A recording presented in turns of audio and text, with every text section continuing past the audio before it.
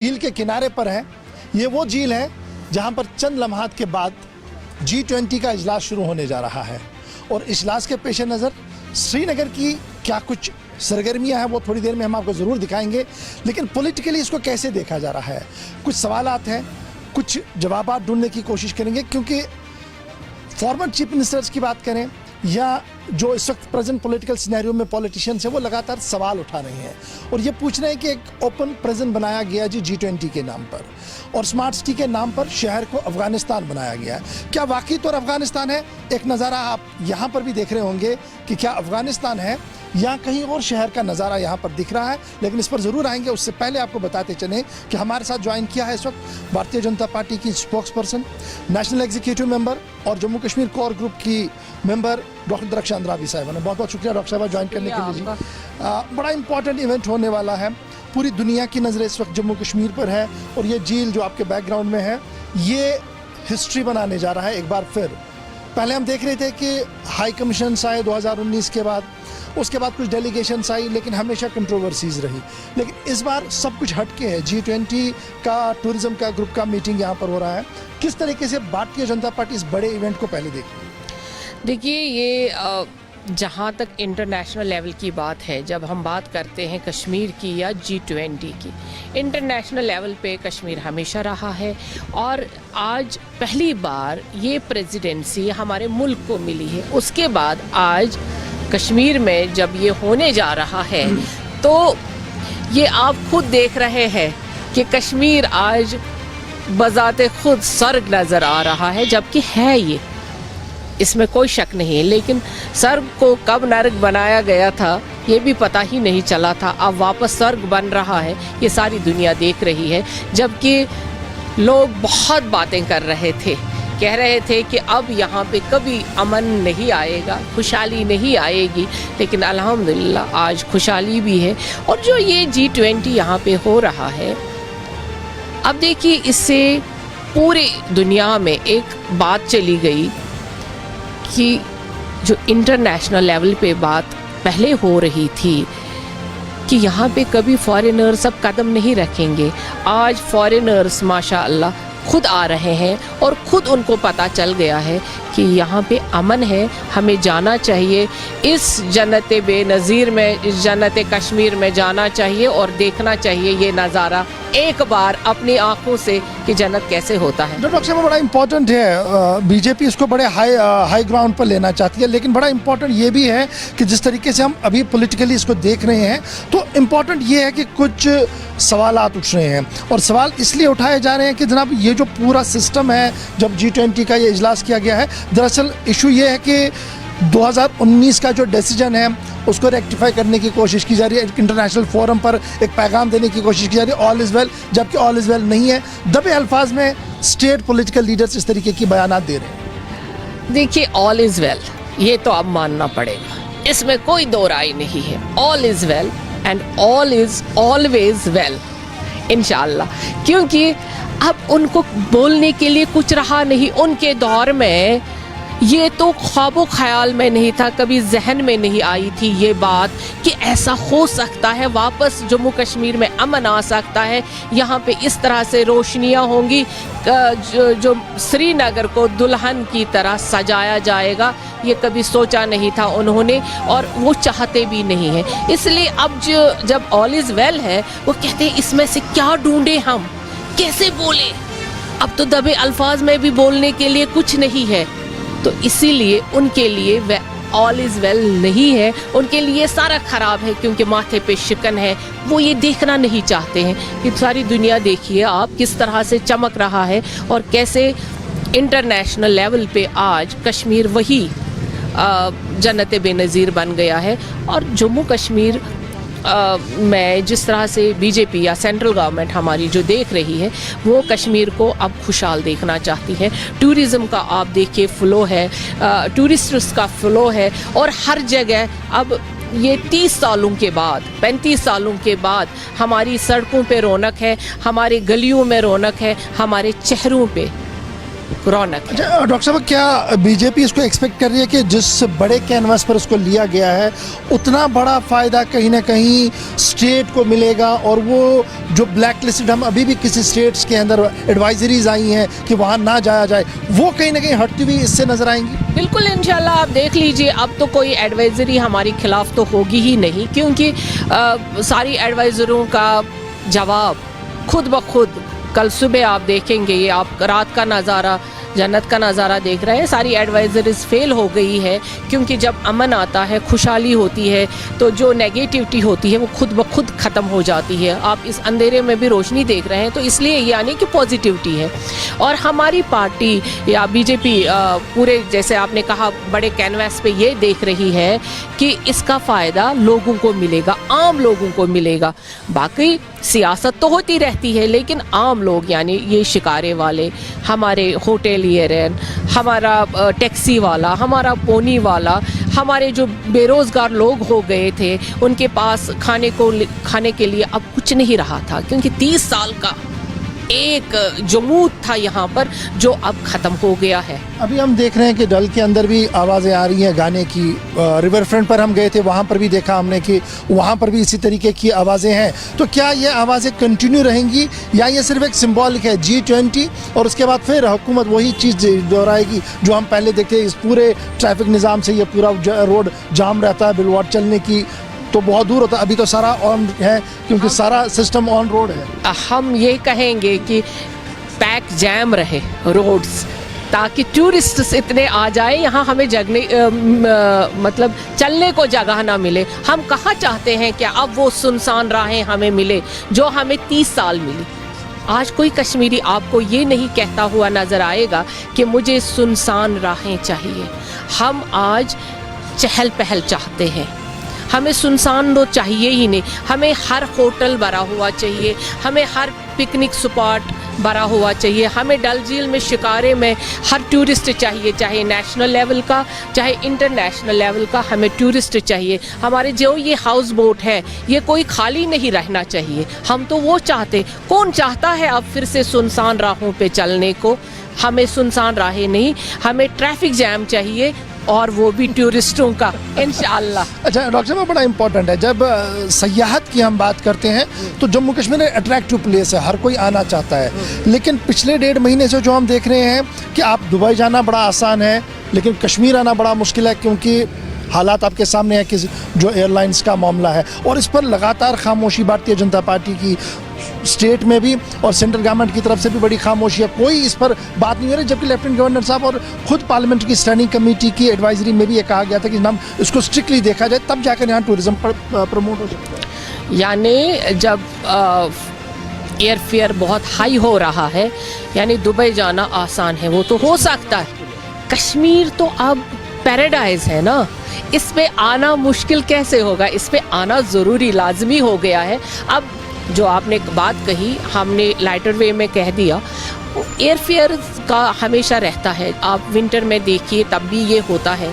लेकिन अभी सरकार ने इसके लिए एक स्ट्रिक्ट एक्शन लिया है कि ऐसा नहीं होना चाहिए, क्योंकि हमारे टूरिस्ट्स का फ्लो तभी यहाँ पे आएगा जब हमारे एयर फेयर एतदाल में रहेंगे, यानी उनका फेयर वही रहेगा जो होना चाहिए। अगर ऐसे बढ़ गए तो लोग फिर आना छोड़ देंगे। ये सही है कि हमारी गवर्नमेंट ने भी और हमारी पार्टी ने भी इसके हक में और कहा कि ऐसा नहीं होना चाहिए, और इंशाल्लाह आप देखेंगे बहुत जल्दी इस पे एक्शन लिया जाएगा।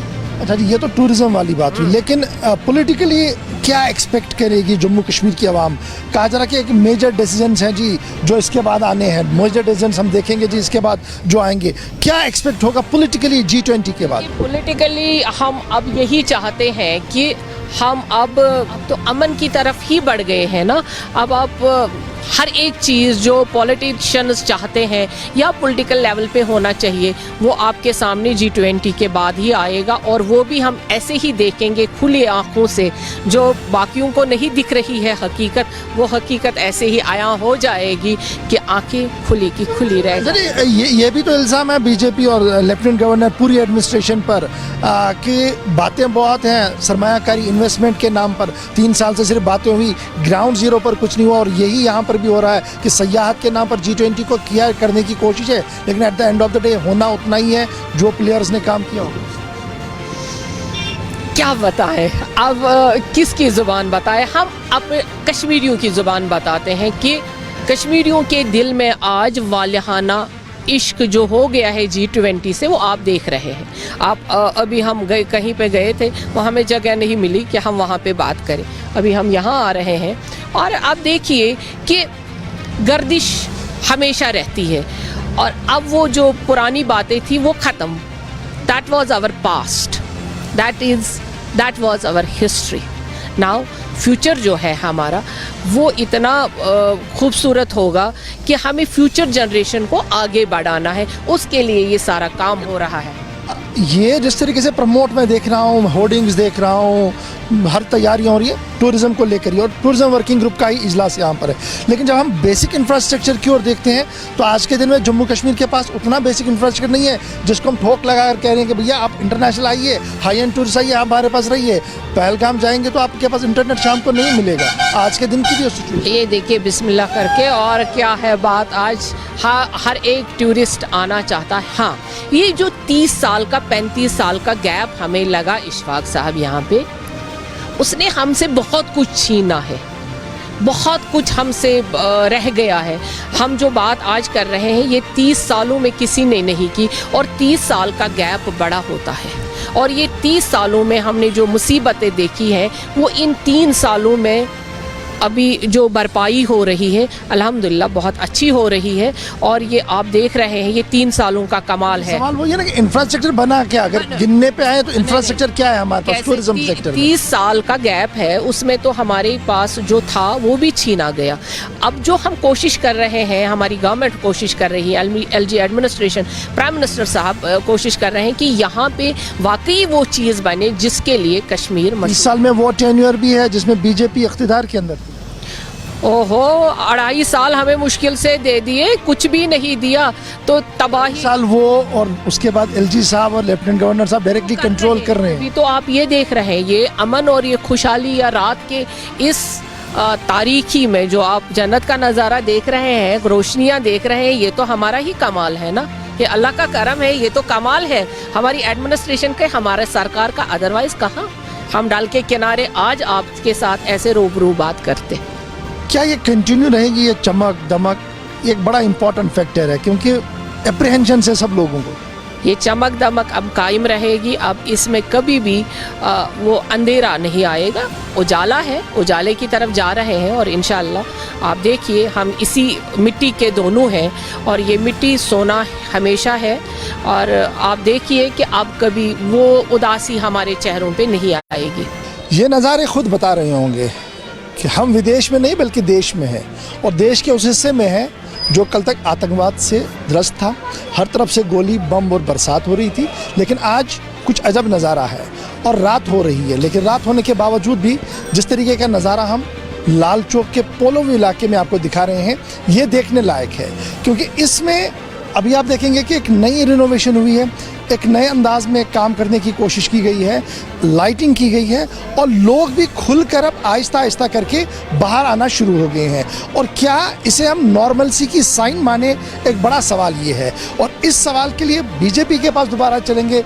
डॉक्टर दक्षांद्रा भी हमारे साथ है। डॉक्टर साहब, हम देख रहे हैं कि एक नई मोमेंट है इसमें, और स्मार्ट सिटी के नाम पर बड़ी चीज़ें चलाने की कोशिशें हो रही हैं, और शहर के अंदर एक पीस बन चुका है जिसको लोग भी देखने के लिए आ रहे हैं। क्या इसे हम नॉर्मलसी माने, साइन ऑफ पीस माने, क्या माने? नॉर्मलसी पहले होती है तभी पीस आ जाता है, अमन आता है। यानी जहनी मरीज़ जिस कश्मीरी को बनाया गया था वो उस फोबिया से बाहर आ रहा है।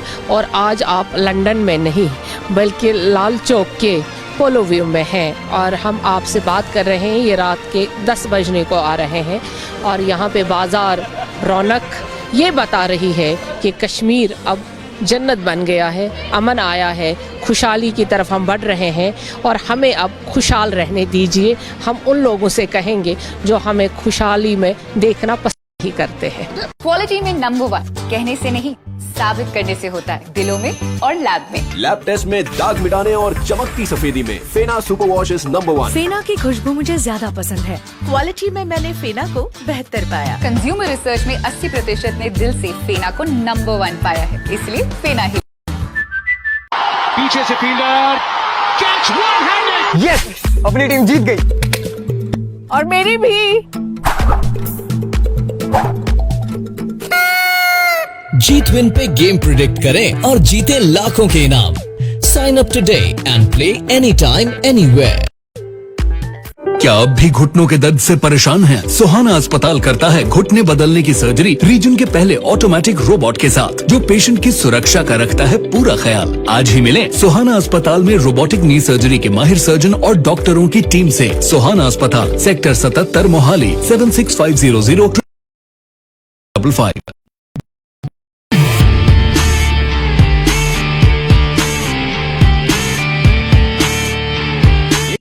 मामला है बच्चे शरारती, बड़े बीमार। ये पेंट में हो सकता है कोई चमत्कार? नेरोलैक। ये पेंट नहीं, पेंट प्लस है। दीवारें इजीली साफ कर लो, जम्स की तुम बैंड बजा लो, beauty gold washable Japanese technology बनाए मेरे घर को साफ प्लस से। खुशहाली का नाम आ रहा है तो स्मार्ट सिटी का नाम आ रहा है, तो ये भी तो इल्ज़ाम है आपकी इंतज़ामिया पर, चूँकि आप भी पार्ट एंड पार्सल है एडमिनिस्ट्रेशन के, इसलिए इल्ज़ाम आप पर भी है, सरकार पर इल्ज़ाम है कि शहर के एक हिस्से को जाज़बे नज़र खूबसूरत बनाने की कोशिश, रेस्ट जो हमारा पुराना शहर जो कल्चरली रिच है, हेरिटेज वहाँ पर बसी है, उसको बैक वक्त नज़रअंदाज किया गया है। कतन नहीं, बिल्कुल नहीं, क्योंकि स्मार्ट सिटी के नाम पे जब शहर खास को हम कभी नज़रअंदाज नहीं कर सकते हैं, और आहिस्ता आहिस्ता काम हो रहा है। यहाँ सर्दियों का मौसम रहता है और जब समर का शुरू हो गया, आप देख रहे हैं बड़ी तेज़ी से काम हो रहा है, और जब काम हुआ तो अब लोग इस रौनक को देखने के लिए घरों से बाहर आ रहे हैं, और रात के उस मंज़र के उस पहर में आप यहाँ पर हैं जहाँ लोग बाहर हैं। ये तो मंज़र ही हम भूल गए थे।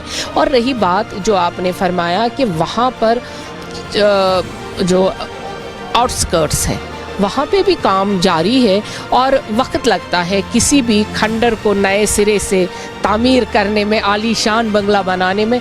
थोड़ा सा हमें टाइम दीजिए, सब्र करिए। हमने बहुत सब्र किया, 35 साल सब्र किया। आपको हमने, मतलब उन लीडर्स को हमने झेला जिन्होंने हमें यहाँ पे परेशानियाँ दी।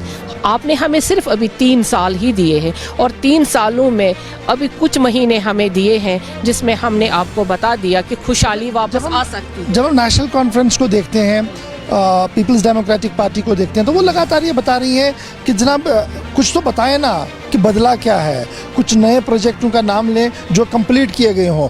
कागजात में और मीटिंग्स में और फोटो सेशन में बहुत सारी चीज़ें अच्छी लगती हैं, लेकिन ग्राउंड रियलिटी ये है कि शहरी आज भी परेशान है, बुनियादी सहूलियात आज भी उनके पास नहीं है।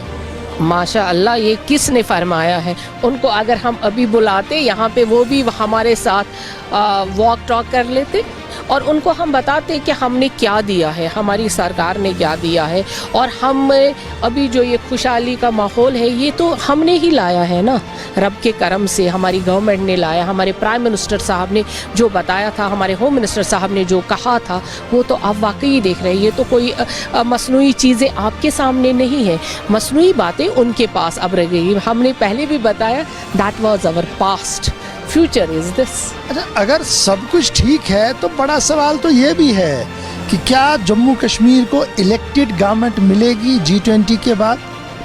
जब हम खुश हैं, खुशहाली के साथ रह रहे हैं, तो हमें फिर से उनको क्यों लाना है? हम जब लाएंगे तो नए फ्यूचर जनरेशन के पॉलिटिशियंस को लाएंगे। वही तो सवाल है ना कि क्या चुनाव होंगे, क्योंकि अगर ऑल इज वेल है तो क्या चुनाव होंगे?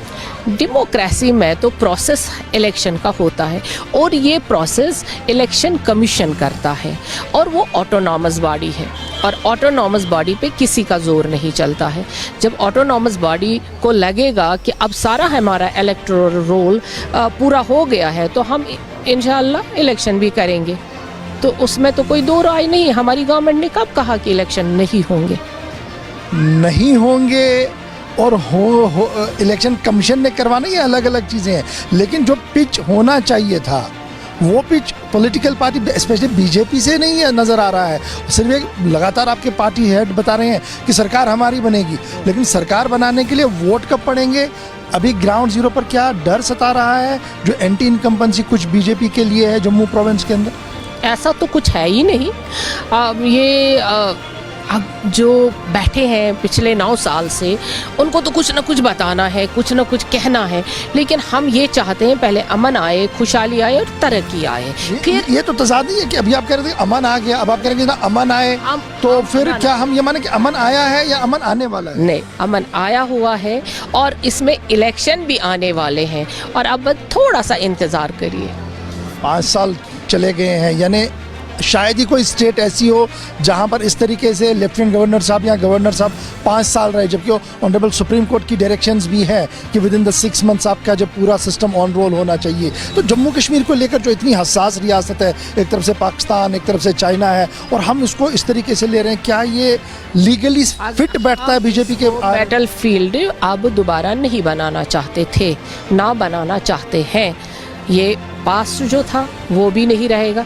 जो कह रहे थे हमारे जो सो कॉल्ड पॉलिटिशियंस हैं, वो कह रहे थे हम उनको वो भी नहीं करने देंगे, क्योंकि उन्होंने हमेशा कश्मीरियों का इस्तेसाल किया है। 70 सालों में उन्होंने हमें कुछ नहीं दिया है। अब जो खुशहाली का मौसम है, ये हमें, वो कहते ना, हमें इन बहारों में जीने दो, हमें इन आज़ाद हवाओं में उड़ने दो, क्योंकि हमारे बच्चे अब स्कूल 30 साल से। बीजेपी की प्रायोरिटी सिर्फ पंच, सरपंच, BDCs, DDCs तक ही महदूद होकर क्यों रह रही है? लगातार हम देख रहे हैं, LG साहब भी करेंगे, देखिए चंद 100 लोग आपके पास नहीं है, लेकिन 9000 से ज़्यादा रिप्रेजेंटेशन आपके पास है। तो एक तासुर पेश किया जा रहा है कि जनाब ये जो ग्राउंड डेमोक्रेसी सिर्फ आपके कश्मीर में है, रेस्ट ऑफ इंडिया में तो कुछ भी नहीं है। नहीं, ऐसा नहीं है।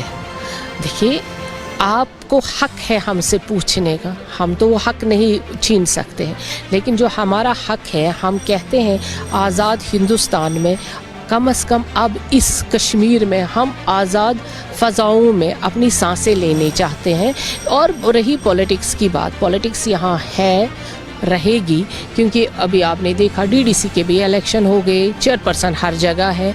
अब ये है कि जो सो कॉल्ड पॉलिटिशियंस थे वो घर में बैठे हुए हैं, उनको लगता है कि हम सब कुछ ख़त्म हो गया, हमारे बगैर कुछ नहीं चलेगा, यहाँ पे कोई इंसान ज़िंदा नहीं रहेगा अगर हम सड़कों पे नहीं आए या हम कुर्सी पे नहीं जाएंगे। वो अपने उस कुर्सी के हवस में ये सारी बातें बता रहे हैं, लेकिन ऐसा कुछ नहीं है। आज हम वो अंदर बैठे हैं, तभी हम यहाँ पे कुर्सियों पे बैठे हैं। देखिए, ये नज़ारा आज से पहले कभी नहीं था, तभी अब आज़ाद हवाओं में ये हम सांसें ले रहे हैं, क्योंकि वो अंदर है। अगर वो बाहर आएंगे तो हमारा जीना फिर से मुहाल हो जाएगा। कुल मिलाकर आपका ये मानना है कि जनाब ये जो पॉलिटिकल लीडरशिप हमारी रह चुकी है, ये डिसएम्पावर ही रहेगी, इनके हाथ चुनाव में कुछ नहीं आना है, और जो निज़ाम बीजेपी गवर्नमेंट की तरफ से इन्फोर्स किया गया है, BDCs, DDCs, पंच, सरपंच, इसी को लेकर आगे बढ़ना होगा। तो डेट मीन्स जो एप्रहेंजन्स पहले से ही कि बीजेपी डर रही है चुनाव से, वो तो सही साबित हो रही है। ऐसा हो ही नहीं सकता। हम डरते थोड़ी हैं, हम शहसवार हैं, हम ऐसे नहीं डरते हैं। हमने आप कितनी भी कोशिश करिए हमें डराने की, हम थोड़ी डरते हैं।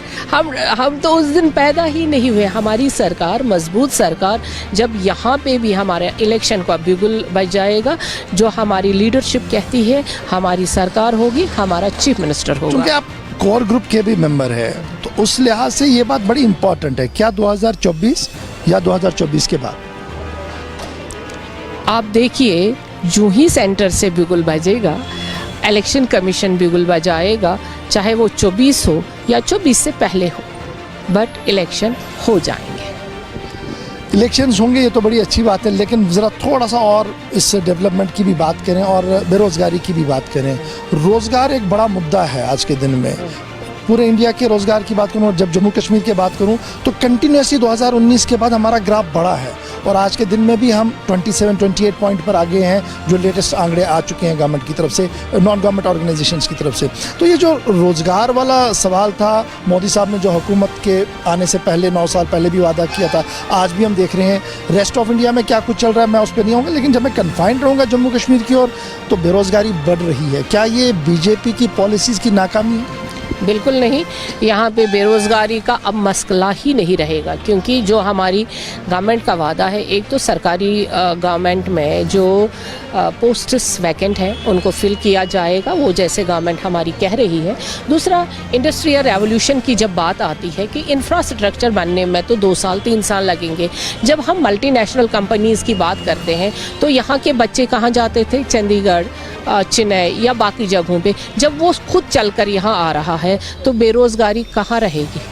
पर 2 साल आप अगर कह रहे हैं 2 साल में, तो ये पिछले 30 साल का खमियाजा है। 2 साल पे इसको मत छोड़ो। नहीं, अगर आप आंकड़ों को एनालाइज करेंगे तो 2019 से पहले जो फिगर्स असेंबली के अंदर, पार्लियामेंट के अंदर थे, और 2019 के बाद जो फिगर्स है उसमें काफ़ी फ़र्क है, नुमाया फ़र्क। और अंतर हो सकता है क्योंकि तब जो government fill in the blanks कर रही थी, वो फिल इन द ब्लैंक्स हमारे सर पे आ गया। वो आप बेहतर जानते हैं, क्योंकि वो फिल इन द ब्लैंक्स था, उन्होंने कभी परमानेंट नौकरियां नहीं दी, और वही फिल इन द ब्लैंक्स हम पे बहुत। आज के सिस्टम पे भी तो यही सवाल है ना कि जनाब आप करप्शन के नाम पर रात को रोजगार फराहम करते हैं, नौकरियां दें, और सुबह करप्शन के नाम पर उसको डिरेल कर देते हैं, बाहर कर देते हैं। तो कैसे ये सिस्टम जब आप क्लियरिटी की बात करते हैं, जब आप करप्शन से बाहर आने की बात करते हैं, अगर खुदा ना खास्ता कहीं पे भी करप्शन होता है तो उसको फिर वहाँ से हटाना बहुत ज़रूरी होता है, क्योंकि वो ऐसा नासूर होता है कि एक बार हमने उसको फिर से अप्लाई कर दिया, फिर से वो हमारे समाज का नासूर बनेगा। इसलिए हमारी गवर्नमेंट किसी भी चीज़ को बर्दाश्त नहीं करती है, ऐसी चीज़ को जो फिर आगे चलकर वही वाला 89 वाला मामला बन जाए, वो हम नहीं करेंगे। लेकिन बहुत जल्द आप देखेंगे कि जो आज आप मुझसे सवाल पूछ रहे हैं कि बहुत बेरोज़गारी बढ़ रही है, और अगले ही कुछ महीनों में आपसे हम कहेंगे कि अशफाक साहब, अब बेरोज़गारी के नाम पे आप कोई सवाल हमसे ना करें। अच्छा, ये भी बताइएगा ना, 5 साल पहले जम्मू कश्मीर के लोगों को एक बहुत बड़ा ख्वाब वज़ीर-ए-आज़म साहब ने दिखाया और कहा कि हेल्थ सेक्टर में एक बड़ा इंफ्रास्ट्रक्चर हम बढ़ाने जा रहे हैं जी, जिसको हम कह रहे हैं कि ये एम्स के तर्ज का होगा और एम्स बनेगा। अनाउंसमेंट हुई, एलोकेशंस हुई, वॉइसेस ये आ रही हैं कि जनाब जम्मू वाला एम्स देखिए और कश्मीर वाला एम्स देखिए, क्योंकि कश्मीर से कोई पूछ नहीं रहा है, अल्लाह के भरोसे सबको छोड़ दिया गया है। जम्मू में एक एप्रीहेंशन था कि ज़्यादा एंटी इनकम्बेंसी बढ़ेगी, इसलिए 24 आवर्स में काम चल रहा है, और कश्मीर के मुकाबले में जम्मू एम्स कहाँ पर? वो हमारे पॉलिटिशियंस ने जो पहले ही किया कि एक जगह पहले ज़मीन को देखा, फिर वहाँ पे उनको अपनी कॉन्स्टिट्यूंसी फेल नज़र देखी, तो फिर उन्होंने दूसरी जगह चुना। हमारे पॉलिटिशियंस ने हमें ये जो विरसे में दे दिया, हमें हमेशा नुकसान में रखा। हर एक बात साबिका दौर पर, हर एक बात को साबिका दौर में, जबकि ये टेन्योर आपका था, ये सिस्टम आपकी जमात का था, बीजेपी का था, तो आप ये खुल के क्यों नहीं माने कि हाँ पॉलिसी प्लानिंग में फेलियर्स था, और उस पॉलिसी प्लानिंग के फेलियर की वजह से हम कश्मीर में एम्स बना ही नहीं पा रहे? सवाल ही नहीं पैदा होता, ये कैसे हो सकता है? क्यों नहीं बना पाएंगे? हमारी सरकार तो लगी हुई है, डबल इंजन की तरह काम कर रहे हैं, और हम एम्स भी इंशाअल्लाह रहमान यहाँ आपको दिखाएंगे, और ऐसे ही हम आपसे बात करेंगे।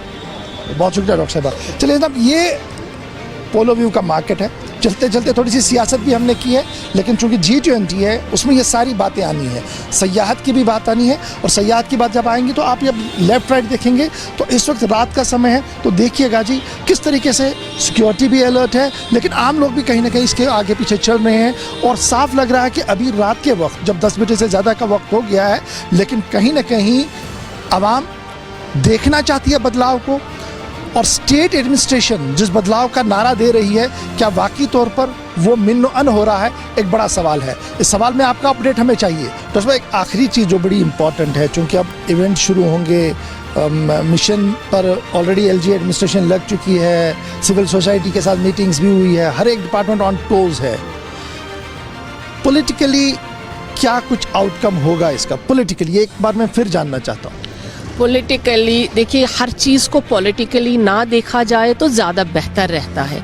अभी जिस चीज़ के लिए ये इवेंट है, जिस चीज़ को बढ़ावा देने के लिए ये इवेंट है, हम उस चीज़ को अगर देखेंगे तो ज़्यादा बेहतर होगा। हर चीज़ में हम पॉलिटिक्स क्यों करें? खुशी का माहौल है और पॉलिटिशियंस ही खुशी का माहौल लाते हैं। ये भी हम आपको बताते चले कि अगर हम पूरे सिनेरियो पे नज़र डालेंगे तो ये जो हम कर्टन से बाहर देखते हैं तो वहाँ तो पॉलिटिकल रोल ही रहता है, सरकार होती है। तो इसमें यकीनन पॉलिटिकल रोल भी है और उसमें भी बेनिफिट्स हैं, क्योंकि बीजेपी जिस तरह से काम कर रही है लोगों के दिलों में घर कर गई है। लगे हाथ आपको मान रहे हैं जो साहिब इख्तिदार रह चुके हैं लोग, वो बता रहे हैं कि जनाब पॉलिटिक्स है ज़्यादा, काम बड़ा कम है इसमें। जो साहिब इख्तिदार रहे हैं वो कभी उस पॉलिटिक्स से, गंदी पॉलिटिक्स से बाहर आने की ना उनकी कोशिश रहेगी। वो आज भी चाहेंगे इस खुशगवार माहौल में तो कोई खुदा ना खास्ता ऐसा हाल हो जाए कि ये खुशी भी गम में बदल जाए। उनका रोल छोड़ दीजिए, वो तो पास्ट हिस्ट्री है, हम उस हिस्ट्री को दोहराना नहीं चाहते। हम इस में खुशी ढूंढना चाहते और हम अब कश्मीर को खुशहाल देखना चाहते हैं। इंफ्रास्ट्रक्चर वाइज, चूंकि आप भी एलजी एडमिनिस्ट्रेशन से गुज़श्ता दिनों मिली, जब मीटिंग्स हुई थी आप भी वहाँ पर थे, तो बेसिक थ्रस्ट था क्या वहाँ मीटिंग का? देखिए यही रहा कि एक तो इंफ्रास्ट्रक्चर पे बात रही और टूरिज़्म पे बात रही, एजुकेशन पॉलिसी पे बात रही कि हमें किस तरह से अब जैसे फॉरेन अफेयर्स से बात करनी है। सबसे ज़्यादा इम्पॉर्टेंट जो है आज की डेट में जो देखा जाता है वो एजुकेशन सेक्टर को देखा जाता है। टूरिज़्म वो तो है ही, इसका जो थीम ही है टूरिज़्म पे मबनी है, क्योंकि कश्मीर तो टूरिज़्म का हब रहा है और आगे रहना भी चाहिए, क्योंकि हमारा रोज़गार जितना भी है, मुझे लगता है जो मेरे ख्याल से है 70% हम टूरिज़्म पे ही डिपेंड हैं। तो इसलिए ज़्यादा ट्रस्ट जो था इसी पे था, इंफ्रास्ट्रक्चर जैसे होटल्स का, इंडस्ट्रियल रेवोल्यूशन, इकोनॉमिक डेवलपमेंट, ये ज़्यादा इम्पोर्टेंट। अफवाहें तो ये भी है कि एक इवेंट होना था गुलमर्ग के अंदर जिसको पोस्टपोन कर दिया गया है, न जाने किन वजूहात की बिना पर, ऑफिशियल अभी कंफर्मेशन नहीं, लेकिन अफवाहें बहुत ज़्यादा शहर के अंदर। देखिए जब अफवाहें ज़्यादा होती हैं तो काम उतना ही अच्छा होता है। अभी मेरे तक भी ये बात नहीं पहुंची है, पहुंचेगी तो देखेंगे। चलिए बहुत शुक्रिया डॉक्टर साहब हमारे साथ ज्वाइन करने के लिए। कंटिन्यू रहेगा जी प्रोग्राम। अभी तो ये पॉलिटिकल एक बात हमने, एक व्यू पॉइंट आपके सामने रखा, लेकिन ग्राउंड जीरो पर भी आपको चल के दिखाएंगे कि क्लॉक टावर और आसपास के इलाके में क्या कुछ इस वक्त चल रहा है।